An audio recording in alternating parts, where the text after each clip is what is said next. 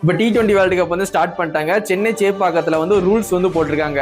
இந்த விசில் வந்து TVK whistle வந்து யாருமே வந்து உள்ள கொண்டு வரக்கூடாது, நாட் அலோடுன்னு சொல்லியிருக்காங்க. இப்போ வந்து கிரிக்கெட் ஸ்டேடியத்துக்கு போனாலே வந்து விசில் அடிப்பாங்க நம்ம பசங்க, சென்னை சூப்பர் கிங்னு சொல்லிட்டு விசில் போடு அப்படின்ட்டு. ஆனால் வந்து இந்த விசிலை கொண்டு வரக்கூடாதுன்னு சொல்லிட்டாங்க. சரிங்களா?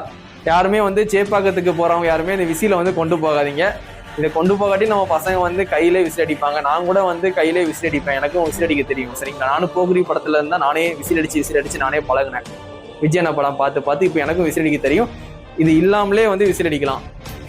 இப்போ சென்னை சேப்பாக்கத்துக்கு வந்து நான் வந்து இந்த மாதம் 27ஆம் தேதி வந்து இந்தியா ஆஸ்திரேலியா மேட்ச் பார்க்க போகிறேன். அப்போ வந்து இந்த ஆஸ்திரேலியா ஃப்ளாக் வந்து எடுத்து போவேன். அதுக்கப்புறம் இந்த டவல் ஒன்று எடுத்து போவேன்.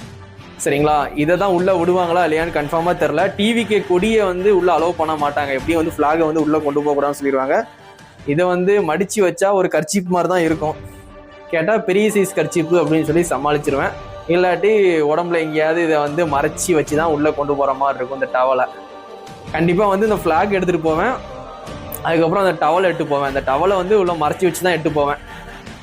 ஒன்று வயிற்றுல கட்டிப்பேன், உள்ள ட்ரெஸ்ஸுக்குள்ளே வயிற்றுல கட்டிப்பேன், இல்லாட்டி காலில் இந்த இடத்துல இதை வச்சு கட்டி எப்படியாவது மறைச்சி வச்சாது இதை கொண்டு போயிடுவேன் எப்படியாவது. ஏன்னா மெயினாக நான் உள்ளே போய் வீடியோ எடுக்கணும், அதுக்காண்டி நான் கண்டிப்பாக அதை எடுத்து போவேன். ஆனால் மைக்கு வந்து அலோவ் பண்ணுவாங்களா இல்லையான்னு தெரியல. இந்த பவர் பேங்கு, இந்த மாதிரி சில ஐட்டம்ஸ், வாட்டர் கேன் எதுவுமே உள்ளே கொண்டு போகக்கூடாது. சென்னை சேப்பாக்கத்தில் ரொம்ப ஸ்ட்ரிக்டாக வந்து ஃபாலோ பண்ணுவாங்க.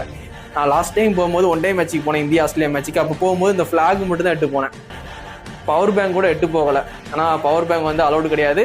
செக்கிங்லேயே வாங்கி தூக்கி குப்பைத்தொட்டில் போட்டுருவாங்க. அதே மாதிரி விசிலையும் நீங்கள் கொண்டு போனீங்கன்னா இதை அப்படியே வாங்கி குப்பைத்தொட்டில் போட்டுருவாங்க. அதனால் விசில் யாருமே கொண்டு போகாதீங்க. அங்கே போய் ஒரு டிஸ்டர்பன்ஸ் வந்து கிரியேட் ஆகும். இந்தியா ஆஸ்திரேலியா மேட்ச் பார்க்குறவங்க அதோட வைப்பு மட்டும் பார்க்கணும். அங்கே போய் கட்சி சம்மந்தமாக அடிச்சுக்கிட்டு இருக்கக்கூடாது. அதை அவாய்ட் பண்ணுறதுக்காண்டி தான் இதை வந்து கொண்டு போகக்கூடாதுன்னு சொல்லியிருக்காங்க. யாருமே வந்து டிவிக்கு விசில் வந்து கொண்டு போகாதீங்க.